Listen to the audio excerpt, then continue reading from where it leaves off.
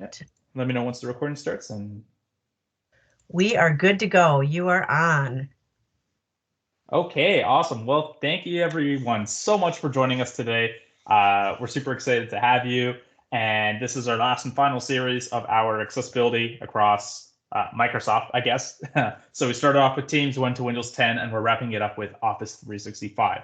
So just like all the other sessions that we've done, the link on this screen is basically the link to the slide deck that we will be sharing throughout this. And it also has step-by-step instructions. So if you'd like to follow along at home, which I highly recommend just to get some visual and hands-on learning, then feel free to please do that. Maybe Tammy, we can put that link in the chat, and that might be a little bit easier. But other than that, please go ahead and click that link, and then we will be able to ensure that this is available for you always. So with that being said, as a brief reminder that the workshop is being recorded. So, if you don't want to go on camera, if you don't want to be muted or anything or sorry, if you don't want to have your voice heard, then that's okay. You know what? Just type with us in the chat. Let us know how everything is working for you, and we will be here. And because it's recorded, this also means that you can always come back, revisit this workshop, and be able to reapply any kind of learning, which is super exciting. So my name is Damien. I have been on this journey with you for this past few weeks, and I am based in Mississauga or Toronto, Ontario, over on Treaty 13A. And I work with Cobblestone and many other individuals and organizations as well. Cobblestone is phenomenal though, and I'm able to do some consulting and some great educating for our students, for our teachers across the board. And Tammy, I'll let you introduce yourself here. Sure, I put the wrong link in. Stay with me. Sorry, I will change that. Give me just a second. I'm Tammy Lind. I am bombing you from the US. I'm over here. I'm photo bombing from the US into Canada. So thank you for letting me do that. And I'm an instructional coach, and I'm in Milwaukee, Wisconsin. So I do have the O, if you might have heard that a little bit. I might fit into Canada a little bit. So thank you for letting me be here. I am actually listed as Cobblestone Collective. So I'm going to mute out. I will be in the background helping out as you guys go along. So please ask questions if you need them, if you need help. Awesome. Yeah. And thanks for pointing that out, Tammy. Tammy is always available for all of you. So if you have any questions, let Tammy know, and then Tammy can just hop off mute, interrupt me, let me know if we want to redo something or go over it or ask any kind of extra questions there. So with that being said, I think I want to go ahead and give a lang acknowledgement to acknowledge the lanes that from which I'm presenting from and those that came before me. And I do want to, I guess, educate everybody that I am presenting from the lands of the Mississauga of the Credit people on Treaty 13A. And a little, I guess, history fact that I like to share with the lens that I present from is that there were parts of Mississauga that was in a territory called the Dish with One Spoon. And what that meant was that it bound individuals and people to share the territory and protect the land together. So the dish was representing that land, and the spoon was representing all the people mutually, cooperating, co-living in a peaceful manner, so without any kind of violence. And I find that pretty powerful, just because I feel that history, that piece of mentality, can be very applicable in modern day struggles, climate change to name one. So I really like to share that. And if you'd like to know more, if you're from Canada and or really anywhere, and you'd like to learn a little bit more about the lands you're on, I highly recommend to visit native-land.ca, and you'll be able to learn a little bit more about the lands that you are from. So big thank you to Cobblestone Collective for bringing us here today and being able to allow us to present for you and showcase some great, cool strategies and tips. Hopefully you haven't seen them. And if you have seen them before, maybe we'll learn a little bit new about what we've seen. And also thank you to Microsoft Education Canada for also helping us promote this session and deliver it for you so that you're able to come in and get that upskill. So we have a pretty jam-packed agenda today, And I don't want to spend too much time going over it, but we'll talk about all of this. And then at the end, we'll be able to give you a certification that you can redeem on the Microsoft Educator Center. So all of this, we'll try to squeeze in Office links if we have time at the end. If we don't, it's in the PowerPoint, so you'll be able to always refer to that regardless. Okay, so I think with that being said, we can start to navigate over to some live demos and have some fun with it. Now, as I'm transitioning over, I would like to point out, I will try to do, other than Office Lens, I'll do everything on the web version of Office, right? Just because that is the most universal, the most accessible version across devices, right? So when we are looking across Windows, Apple, Chromebook, anything like that, it is the most universal version. And so I'll be using all these features in the online version. Also, I know some school boards don't necessarily allow students to have a downloadable version. So if we were sharing some tips and strategies there, it might not be completely applicable. So we're gonna go ahead and navigate here. Now, how did I get here? This is, excuse me, to get here, what I did is I went to a new tab or opened up any browser, right? You can be Chrome, Safari, Edge, anything like that. And I just typed in portal.office.com. And when I type that in, it's going to just log me in. It's going to jump me right into where I just was because I'm already signed in. But if it's prompting you to a login page, all you need to do is use your educational sign-in, your teacher login, and through your school board, and then you'll be able to go ahead and log right in and hopefully land on this portal, this page, the starter page right here. So it may or may not look a little differently from you, depending on what version you have. I have all of my apps on the side tab here. You might have yours smack in the middle. And if you don't see either of them, you can try to click this waffle in the top left corner, the nine dots in the square, and then you should be able to see some apps here. If you don't see it in any of those places, you do need to contact your IT just to try to get it provisioned again and get you added to the account. But other than that, I think we could dive right in. Hopefully, I filibustered enough for all of you to catch up with me. So we're going to dive into Word here. So I'm going to go ahead and click Word. It opens up my little Word panel, right? Changes the color at the top, makes it appropriate, which is cool. And I think I'm just going to create a blank new document, and we're going to do everything from scratch together. So let's wait for this to open up. Hopefully my internet doesn't take too long to work on. I'm just going to title this. It's just a habit of mine. So accessibility features, so cool. So we can find that later on. Sweet. So we're just going to go over a couple general tips and tricks. It's about 3 of them total, 2.5. And the first one, across the board, across all of Microsoft, all of Office, online and offline, is the Tell Me function, which is quite simply just the search bar at the top. So a lot of times, myself included, I use this almost every time I use Word, is there are features that I can never remember where they're located, right? So I can always go to the Tell Me function. It'll tell me recently used searches or just suggested searches as well. But if I'm, for example, I'm just going to write out a word. Let's write out accessibility. That's wrong, but let's go ahead and change that up. Okay, so I have accessibility, right?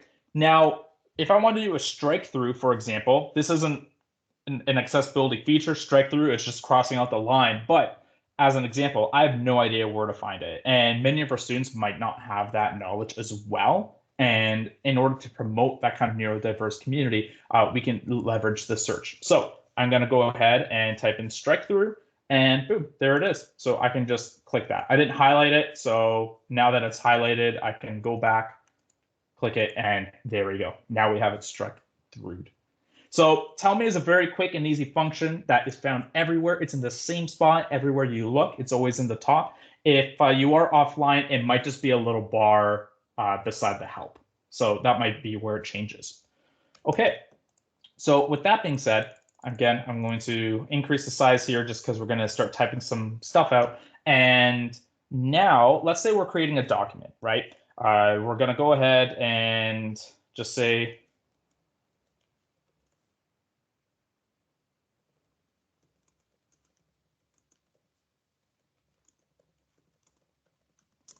cool. And maybe I'm just going to go ahead and insert a Bing picture. This is just for the sake of the demo. Accessibility. Let's do this one. And we have a little document. Let's start it up. Let's say we're good, right? We're feeling good about this document, and we want to share it out. Before we do so, a best practice that we can do is run the accessibility checker throughout our entire document. So this is a built-in feature inside Office that you can find anywhere. So when I go into the review tab, right? So we see the home, the file, insert, layout. The review tab, I have a check accessibility. So when I click on that, it will open up a panel on the right-hand side that scans through the entire document and ensures about whether it is accessible or not. So in the case of me adding this generic photo that I found from Bing, it is saying I'm missing alternative text. So it is scanning through and letting me know where exactly I'm finding misses in my document. And what's cool is this is a pretty short document, so hopefully we might be able to demo it pretty nicely. But if I click on picture, it actually highlights that picture that it is, telling you the issue is from. So if you had a very long document and you had a long list here, if you click on it, it will take you to that specific element or issue, and it will highlight that for you so that you know exactly what you need to change or where you need to change it. So now I know I have to add alternative text. But again, I might not know where to find that, right? So I have, I'm in view, review. So one way is we can use the tell me function, right? Where I have edit picture alt text already searched. Or you can just double click on that photo itself, which opens up this temporary tab called picture. And then now I have an alt text on the very far right of that part. So once I click that, I can add my title.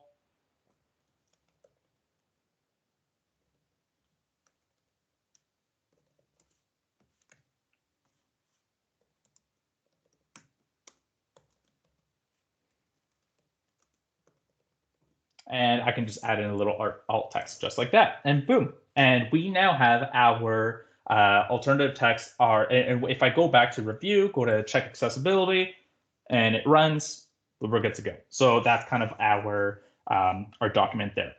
And those are just kind of the general tips. So I just want to start that, showcase that while it's still fresh and everything. And now we're going to go into a little bit more interactive stuff, okay?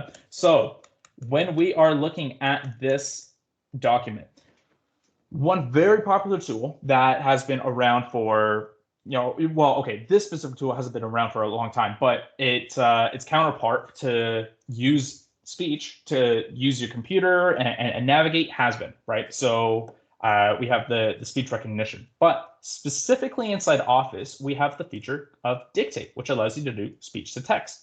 So I'm able to find that under the Home tab. And the Home tab on the far right, I have this dictate option, right? So I can do this drop down. I have a transcribe option there as well if I wanted to. But if I'm going to click on dictate, I'm going to immediately actually pause it, because when I click on dictate, it automatically opens up, right? It automatically changes. I can rearrange this icon anywhere I want. So if it's a little bit just in a bad spot down at the bottom, I can move that, and I can just rearrange it to what makes it easier for myself. So the reason I pause it is because I want to dive into the settings here.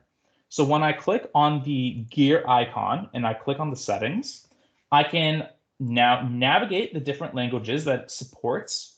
So these are the pretty well already defined and implemented languages at the top here.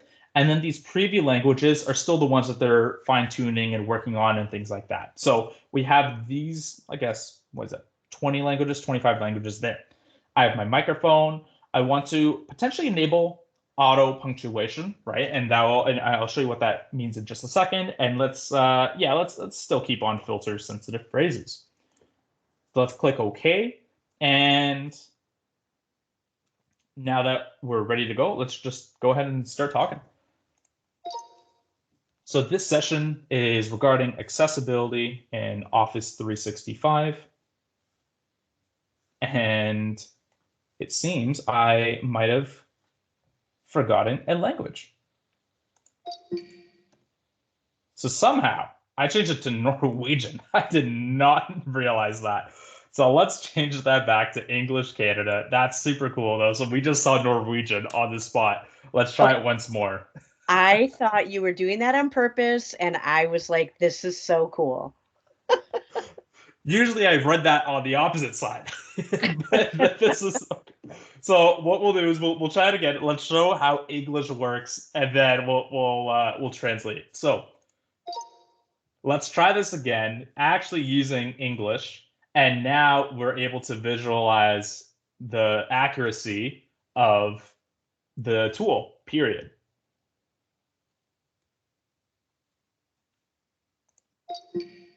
All right, much better. And we might have noticed that I said the word period at the end, which is that auto punctuate. Like, so if I didn't say that, if there was a long period of pause, then it would have auto punctuated that period for me. But I can use those or those spoken cues as well. So I think next line makes you skip to the next line. You get you can do period, comma, things like that, and so that you can automatically start to input manually some of that punctuation. But we have like the comma up here as well. So we have English. That worked out very well. Now let's try a different language on the spot. I'm going to change it. I practiced French in school. I'm not very good, so please bear with me here. But let's just play around with French. Je vais essayer le français langue et maintenant j'ai oublié qu'est-ce que je veux parler. I like that I put the question mark because that's absolutely the emotion I was feeling. I had no idea where I was going with that sentence. So we can now look at the accuracy, right, of these two tools. And it did a pretty good job, right? Just as one, actually, it's recommending a comma there and whatnot. But so all of that being said, we're able to pretty well use the dictate tool within Word. And this is found in OneNote. It's found in multiple Office 365 apps. But moving on now is now that we've actually used the dictate function, we can also use a feature called the translate. And so when I go to the review tab, right? So this is the same place that we found the check accessibility. So we have the tabs, the home, references, review. So when I click on the review tab, I have this translate. So this drop-down arrow allows me to transition between a selection of text or a document. But what I'm gonna do is I'm going to maybe change this into French. So translate selection, it is auto detecting, and I already had it set into French Canada, but I have over 60 languages that I can go ahead and skim through and translate right from here. So now that it's already there, what's super neat about Translator as well is that as I highlight over different words, it highlights in the same word in French on the bottom here, and then it gives us, the parts of speech and the different definitions for that and how we can use that in a sentence. So, able is en mesure and is an adjective, right? So that's a pretty neat function that we can learn on the spot here. But if I'm pretty content with this translation, I'm just going to click insert. And what it did is that it actually replaced the text that I highlighted. So I was able to dictate and then now replace it using the translator right there. And I was able to learn on the spot. Now, that other feature that we showcased when I did the drop-down arrow was an entire translate document feature. And so when I click on this, maybe actually let's translate this to English first. Okay, so now that we have everything in one unanimous language, we're going to translate that document from auto detect to, let's change it back to French Canada, and we're going to click translate. And so now what it does is it actually makes a brand new document that if you were to open it up or immediately name, it would be the original document, so accessibility features, but I think it would be like period FR or French or whatever the language that you used. So you didn't lose your previous document. You didn't lose access or missed out on all the work that you did. It actually just saved a completely different version of that document as well. So you have the original in the language that you made it in, and then you have the translated one as well, which is super cool. And I can view the original from here as well if I wanted to. So I can just jump back and forth with that. Cool. Okay. So I think with that being said, I do want to just take a breather. Is there any questions that anyone wants me to answer, go over? And if not, then we can slowly start moving on. I think we'd be okay. If you want to just unmute and ask a question, feel free. We've got a small enough group. Nothing in the chat so far. Okay. So I'll carry on. All good. Right. If something comes up, let Tammy know, and then we can just always repivot back or anything like that. Okay, so now that we've covered dictation, translation, if we have time at the end, I'll come back and I'll showcase editor, but that wasn't an original agenda today, but let's see how much time we have. And so now the next part is Immersive Reader. So I'm sure a lot of us have heard about Immersive Reader, have maybe used it, and if not, we're about to demo that. So I'm going to get rid of this text, and I'm just gonna go ahead and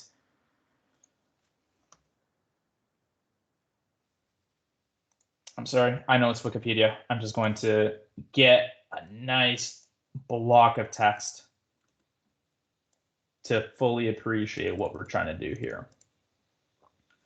Okay, so we have our block of text here, right? And this is, in my opinion, pretty messy, right? You know, we've got a lot of everything's still in French.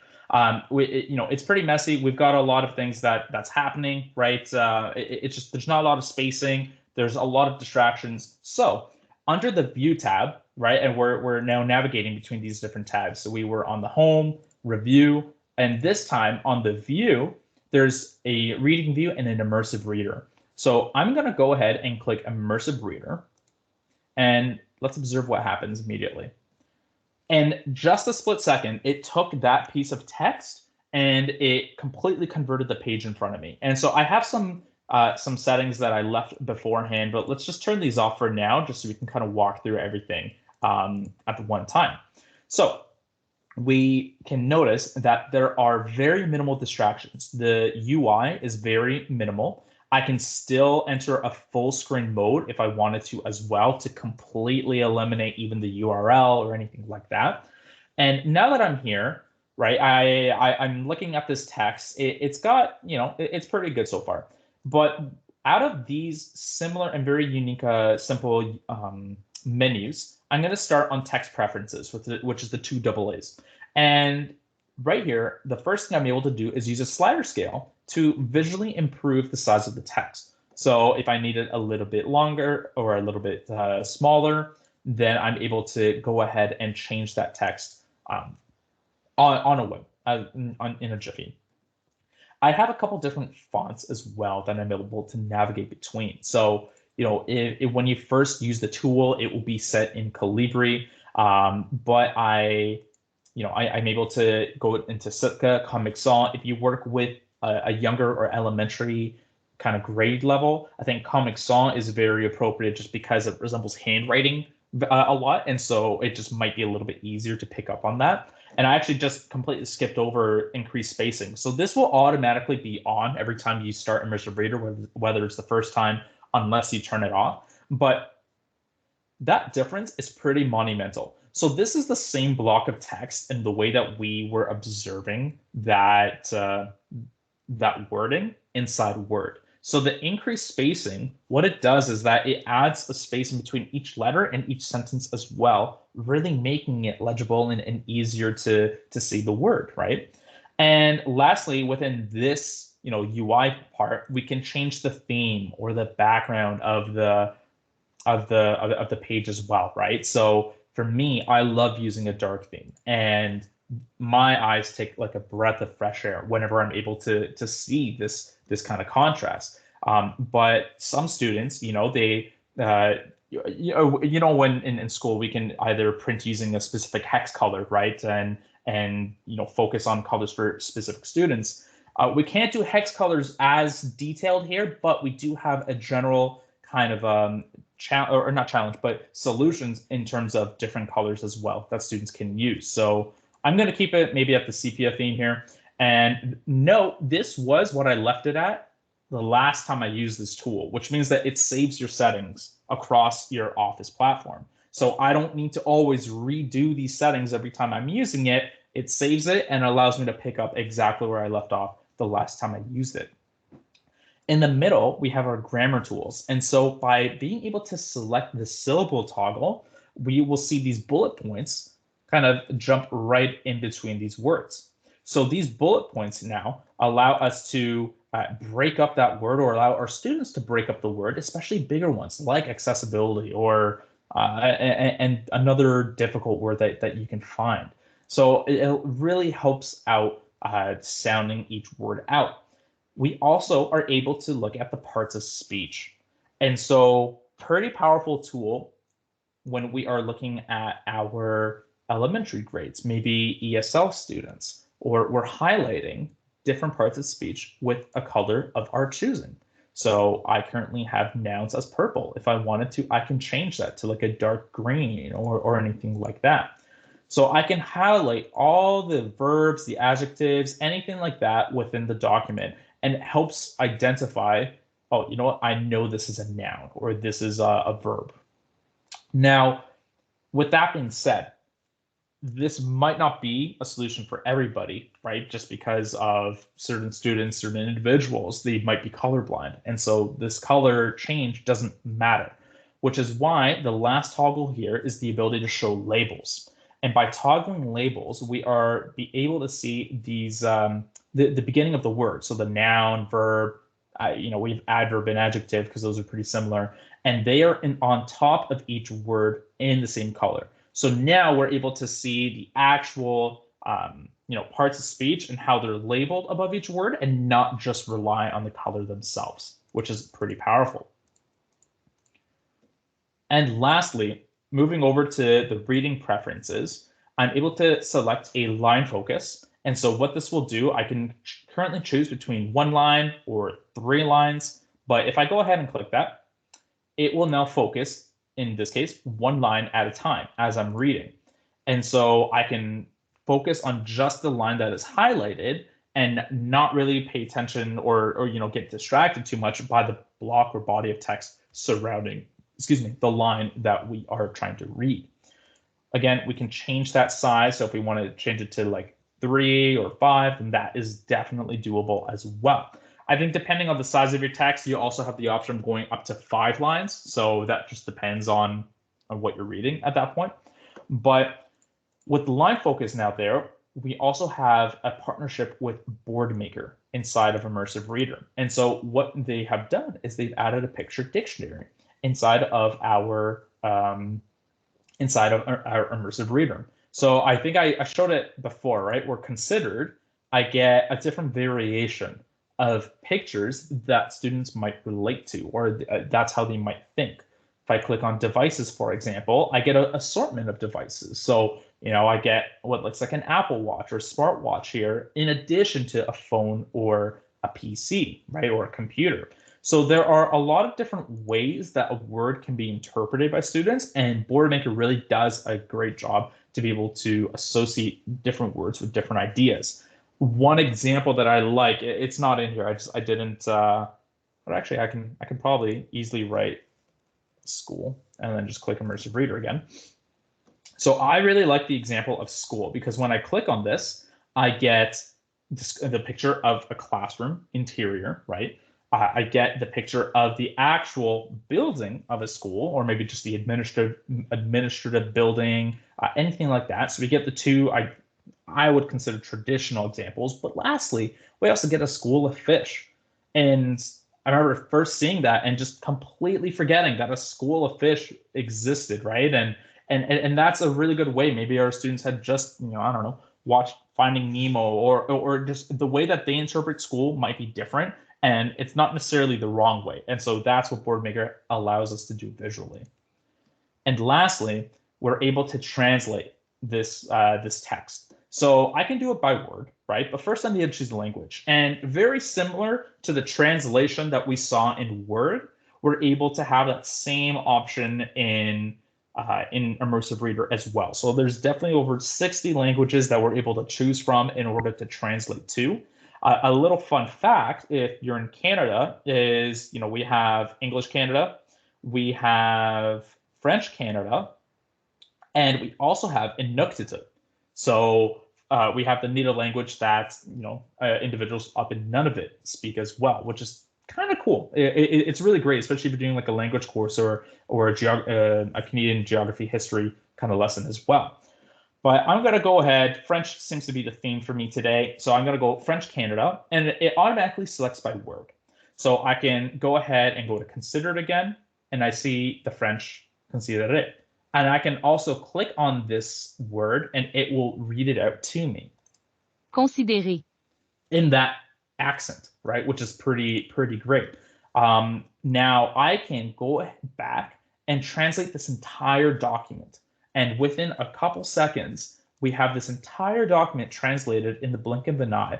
And the reason why, again, this is great is, especially if you're learning a new language. I'm trying to relearn Polish because I'm going to go visit family at some point, and I want to pick up on it. But being able to hear how it's said and how it's spoken and read out to you makes a significant impact. So with it translated now, this last function at the bottom, I can go into these settings, so the voice settings, and I can change the speed of the voice, how fast it will speak, how slow it would.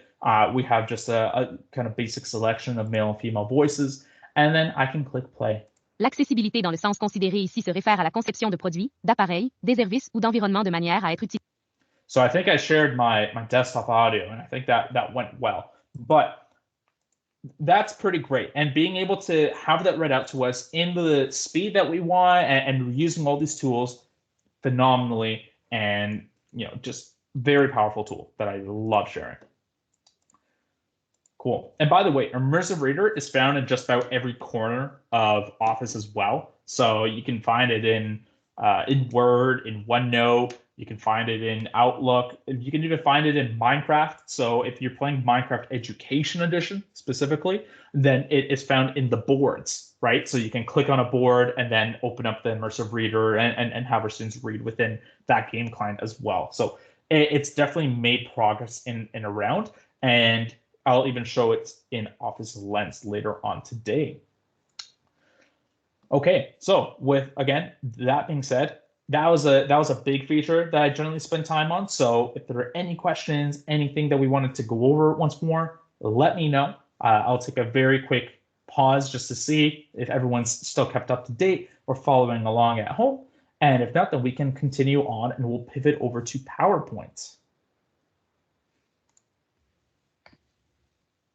I think we're good. Patrice asked about different language access, and you got to that.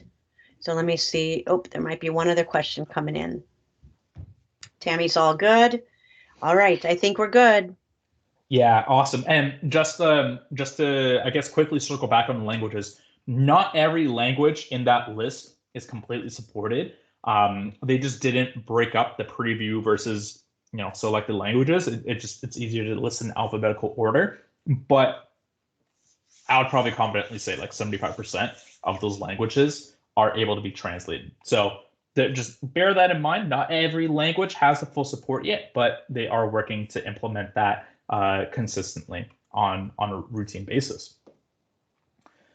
Okay, cool. So let's go over to PowerPoint, and I'm going to close the Word for now.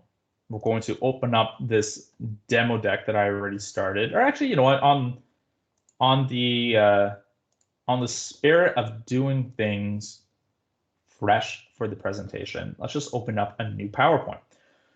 So here we are, right? We're creating our PowerPoint, and immediately we see Designer pop up on the right-hand side, which is a super cool way that we're able to essentially eliminate the stress and the anxiety of our students having to create a visually appealing presentation.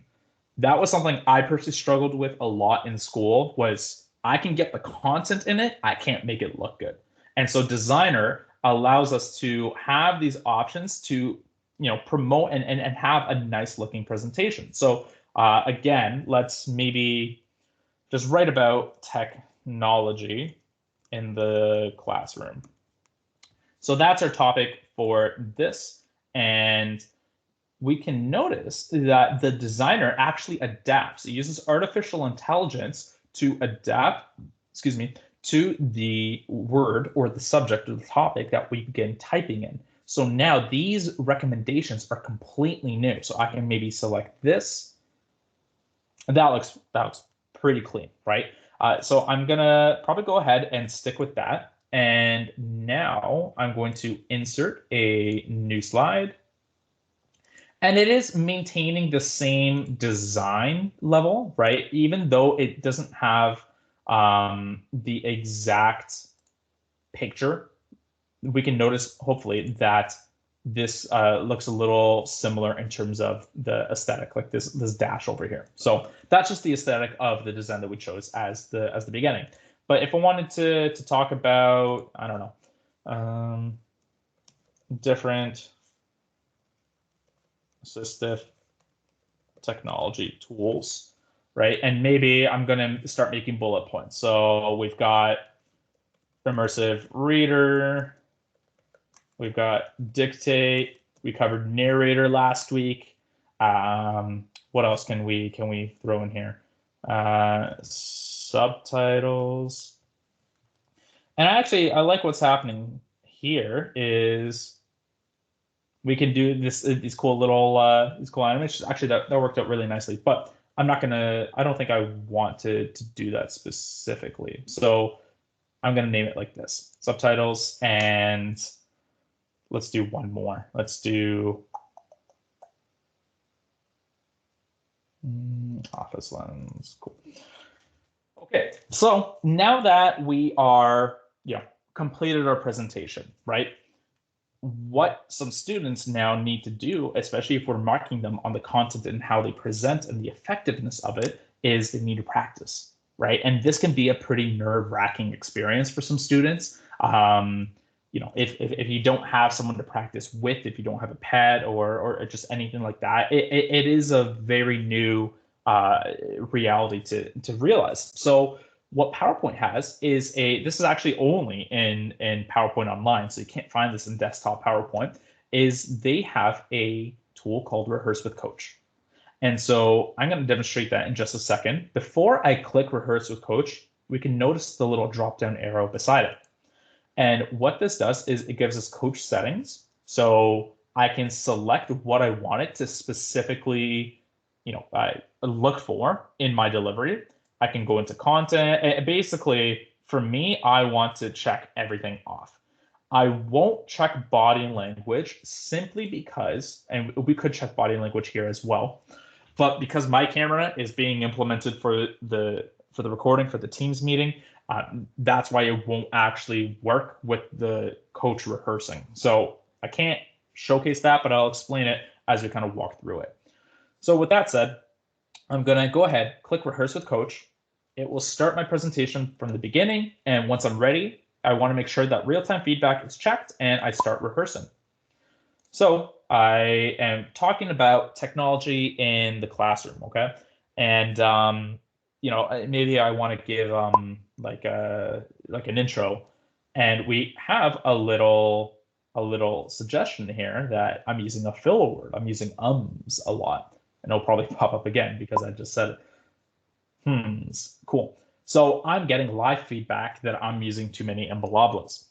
Maybe I'm getting a little bit nervous and I'm talking very, very fast, right? And my pace is increasing, and I know a lot about technology in the classroom, but it's now right here, my pace, right? So it's signaled that my pace was a little bit too fast and I want to potentially consider slowing it down a little bit, right? So as I'm going through my presentation, as I'm rehearsing, I'm getting that live feedback as well. It's a little difficult and almost embarrassing when I demo this, but I'm trying to speak at a very monotone voice right now. So hopefully this will pick up a little bit later because it usually doesn't pick up now, and I'll showcase what that looks like afterwards. All right, so now we're looking at different assistive technology tools. We have Immersive Reader, Dictate, Narrator, Subtitles, Office Lens. I don't have enough content on the screen right now for a different suggestion to pop up, but what it would do is tell me I'm actually reading off the slides. So I'm doing great. So, it would actually let me know that I am completely reading. I'm not knowledgeable of my content, or I'm not actually talking about the right things. One more thing I'm going to mention, and this is completely unrelated, but if a technology tool has somehow the capability of catching on fire, I might need to call a fireman to come in and put it out. And okay, it didn't catch it, but there is also an inclusive language filter as well. So if I say fireman, it should be also promoting and telling me, hey, we shouldn't be using fireman, we should be using firefighter, right? To be inclusive of different genders in the workforce. All right, that's great. Let's go ahead and get our feedback. So after each rehearsal with presenter coach, we get this little feedback form, right? So it tells me how long I spent on this slide, how many slides I actually went through, the filler words. So I use a lot of ums, hms, you knows, and a lot of repetitive language. So it's telling me I used a little bit, a lot. So it's giving me a new word to try out, almost like a thesaurus, right? Here's maybe say a tad a bit more or something like that. I tried doing the inclusiveness. It didn't catch it this time. That was the first time it never caught it. But we do have that inclusiveness feature built right in here. My pace was fine. And we can see this over time pace. I've hit a couple areas over my green bar, and that's when it told me that it was getting a little bit too fast. We have the pronunciation over here as well. Now, this is in beta mode just because there are obviously accents, there are dialects that we need to be mindful for. But the beauty with artificial intelligence is that it's pretty good on the individual. So as it begins to learn a bit more and understand how you use the technology and how you sound like, it will get better as well, that this is the right way to say it for you. My pitch was, I was trying to speak low at that point, which is over here, and it stayed for a good period of time, right? What it sounded like monotone, and the originality, I didn't have enough text to showcase that.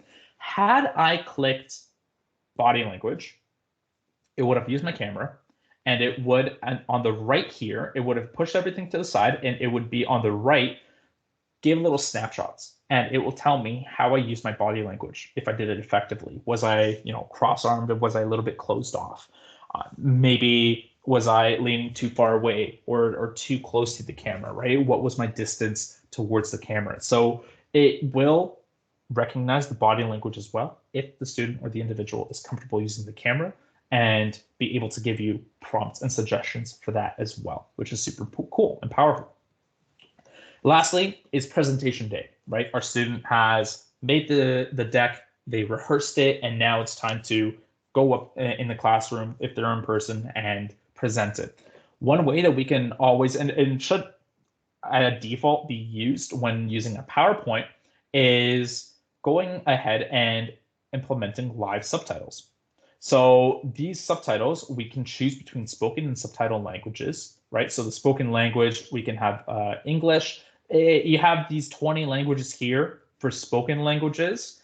However, the subtitles are much more diverse. We have a little bit more. We have maybe 40. So there's a lot more work that goes into the spoken aspect as opposed to just having it underlaid. But with that said, I am going to click English. I believe I clicked play, which is fine. I did. Sweet. And we're going to have English subtitles. And I'm going to choose below slide, right? So that we can still see the entire content that I'm trying to present, and all the subtitles are appearing below. And once I'm content, I'll always use subtitles, right? And I'm going to go from the beginning. Now, for some reason, it keeps on turning off for me recently, so I'm just going to turn it on. There is also this toggle in the bottom. So there's always a little menu at the bottom when we are using our PowerPoint, and it might be a little bit difficult to see, because I can't zoom in the middle of the PowerPoint. Maybe I can. Oh yeah, right here, perfect. It looks like this. So that is the toggle we can always use on the spot in order to generate live captions. And so this entire time, as I was talking, it is captioning in live time, right? This is not scripted. I pulled this up and I started speaking, and it is automatically doing that. And it's doing it pretty accurately, might I add. So I'm going to exit out of that. And the reason why it's pretty cool about spoken language and subtitle language is because we can mix and match, right? So we can start breaking down barriers. Now, what that means is, again, if we have an ESL or somebody who's a little bit more comfortable, maybe they're trying to learn language, right? But learn English, but they're speaking a different language. Or if we are presenting to a group of individuals who have a preferent language to read, but you prefer talking in English, then maybe I'm going to select English Canada as my spoken, and my subtitle language will be, actually, I'm going to switch it around, right? So just to see how accurate it will be. We're going to do French Canada as the spoken, and the subtitle will be English. All right, let's try that again. Let's see how this goes. D'accord. Alors, je n'avais pas parlé en français depuis une longueur temps, mais j'espère que ça va être une bonne expérience pour tout le monde.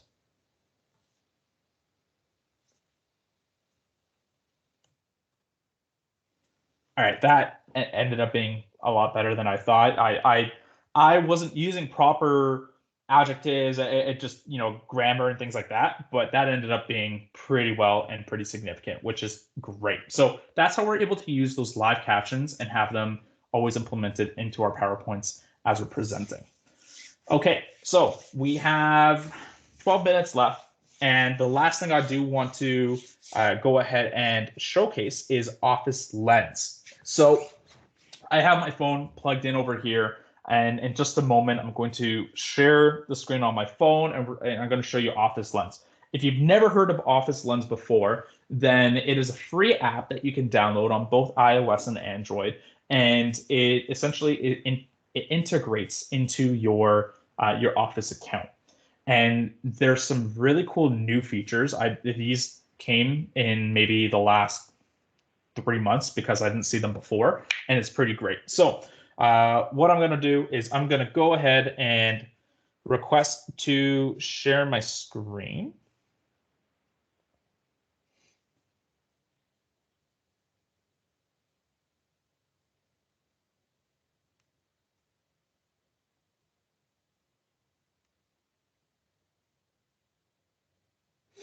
And just give me a second here. In the meantime, if you have any questions, let Tammy know, or if you want us to go over anything, then I would love to be able to make sure that we're all leaving this session content and that we understand kind of what we talked about, which is super exciting.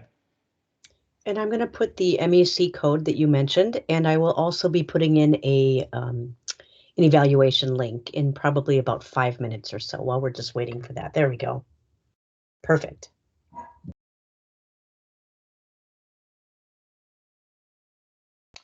All right.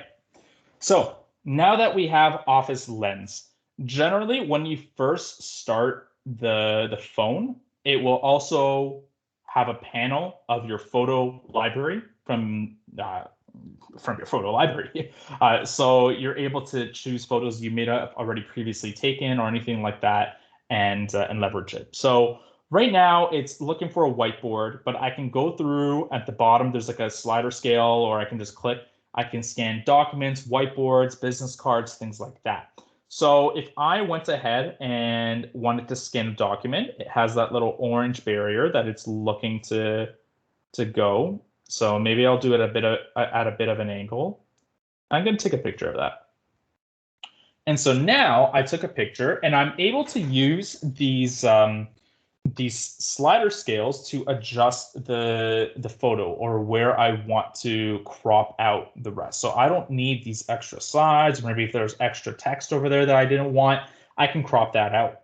And once I'm pretty content, I'm going to hit confirm, and it reorients my picture. I know on the screen it looks a little bit blurry, but on my screen it's very well. I can see everything clearly. So it reorients the picture, even though I took it at a bit of an angle. And now when I click done, so, well, actually before that, I can click the more, and there are different things I can add, right? So I can go ahead and add specific filters. I can crop the photo as well, furthermore, rotating it or adding a text and things like that. So those are kind of the different options I'm able to do. And once I'm completed, once I'm ready to go, then I'm going to click done. And I'm going to maybe rename this if I wanted to, Office Lens. And I have it selected already in a OneNote that I want it to save to. So I can save it to my gallery if I wanted to, as a PDF in my OneDrive, in a Word document with OCR. And also Immersive Reader is over here, but we'll return to that in just a second. So I'm going to go ahead and save this. And in the meantime, as we wait for it to confirm and transfer, I'll show you a couple more features and then highlight back to what we just did. So now that was under document. So I'm going to go ahead and click actions. And these are the new features that we're talking about, right? So when I click actions, I'm able to go ahead. There's a bit of a shadow. It's a little bit late over here, but I can take a photo of this page. And that was a terrible crop. I don't know why it cropped like that. So let's readjust all of this to what we like, and I'm going to select continue. And now it's going to use built-in OCR to extract that text and take a photo that we were able to, that we took, and actually showcase the text for me. So this is just a document from one of my courses in school, and we're looking at FAQs for APA and citations, right? And just like that, I was able to extract the text. I can read it if I want. I can copy it, share it, or just put it anywhere that I would like as well, which is pretty awesome and super impactful. Brand new to Office Lens. Another thing that I can do when I'm going to close this specific set. Oh, okay. So that is so funny. So I'm going to go ahead and open up Office Lens again, because for security reasons, it now won't let me go ahead and do that stuff, which is so funny. Okay, cool. I'm sharing your screen.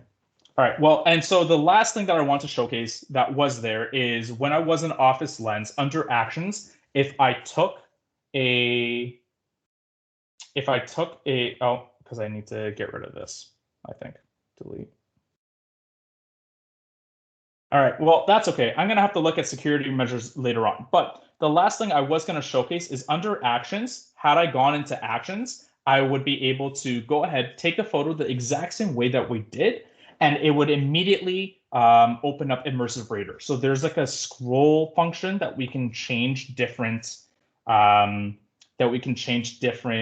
menus, right? And then from there, it opens up Immersive Reader right on our phone. We can read it in one kind of go in one spot.